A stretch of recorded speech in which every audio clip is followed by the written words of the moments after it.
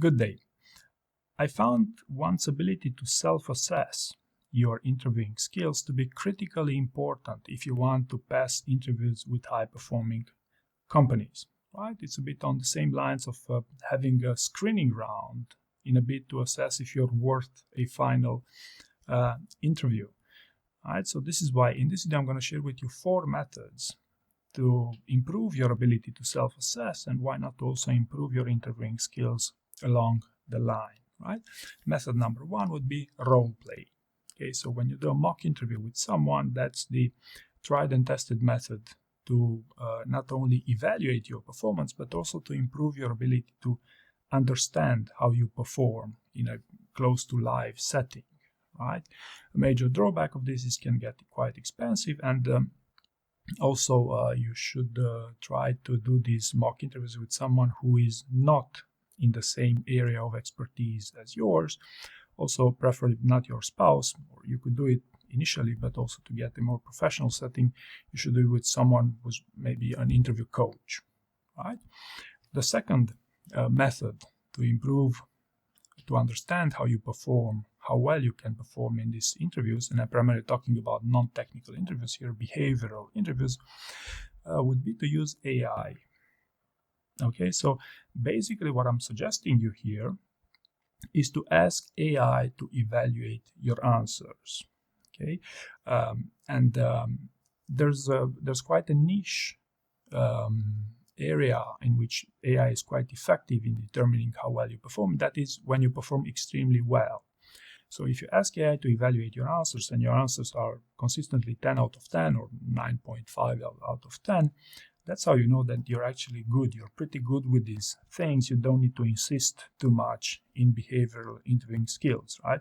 So the main pro of this method is that it's cost efficient, can be quite free, can be free if you want, and with the clear note here that it's in the context of whether you're a high performer or not, right?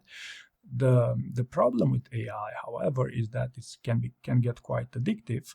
I know this because I sell training services, and if it gets quite addictive, you could also easily get demoralized, and you could also fall into traps such as rewarding your answers using AI and all that stuff, which never works, right? So, long story short, you can also use AI, and if AI tells you it's an exceptional, what you give it are exceptional answers, then in my opinion, you're also pretty much good to go here, right? The third method to assess your interviewing skills and to improve your interviewing skills around the process would be to set yourself achievable goals in interview prep, right?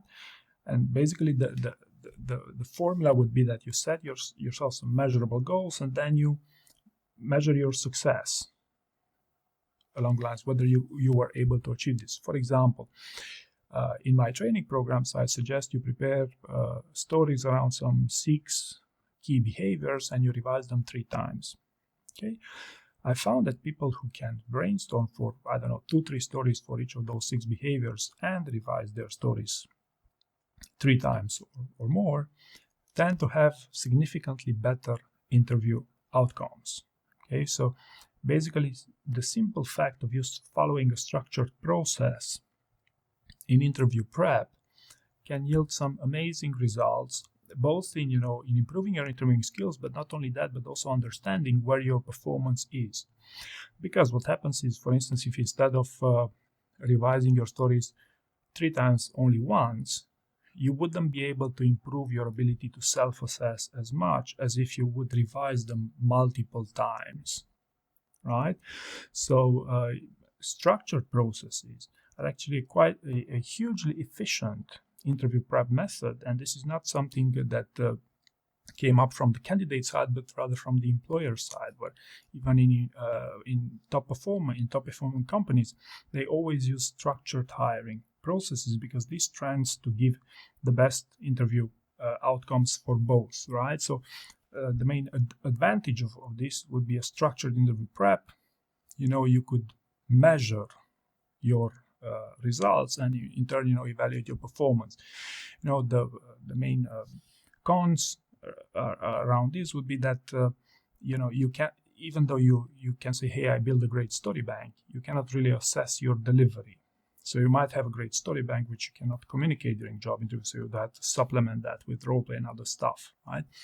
Or some candidates, another benefit of this would be the candidates trying to be overly optimistic about their ability to deliver on their goals, on their interview prep goals. And what happens is that you can easily get discouraged in the process. So that's why, setting yourself achievable goals and see how it goes would also give you some, a useful idea on where you are in your interview journey, right?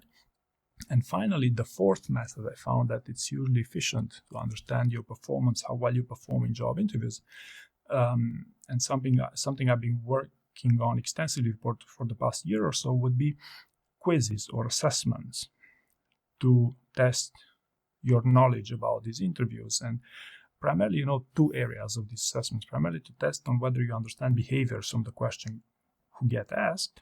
And the second would be, to understand how well you perform in job interviews based on how many mistakes you did throughout the process, right? So, for example, if you are giving vague answers, then you're less likely to perform well in job interviews, right? Or if you don't understand how to answer open-ended questions, such as how do you prioritize, you answer them with hypothetical answers, that's again a sign that you might not be performing as well.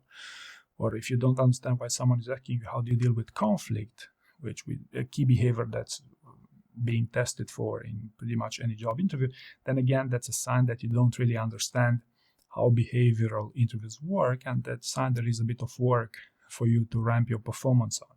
Okay, but long story short, I found that assessments and quizzes to be also surprisingly efficient in determining candidates' proficiency in their overall ability to interview, right? So this is the main advantage. The main disadvantage, you would say that, hey, you'd have to buy my training programs to get those assessments. But if you want to do something for free, you could also, binge watch some of my YouTube videos around mistakes to avoid and spotting behaviors from leadership principles and stuff like that in the case of Amazon.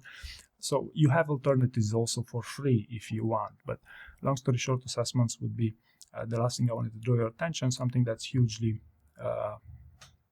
that's working, so to speak. So I hope you found this useful, and thank you very much for watching.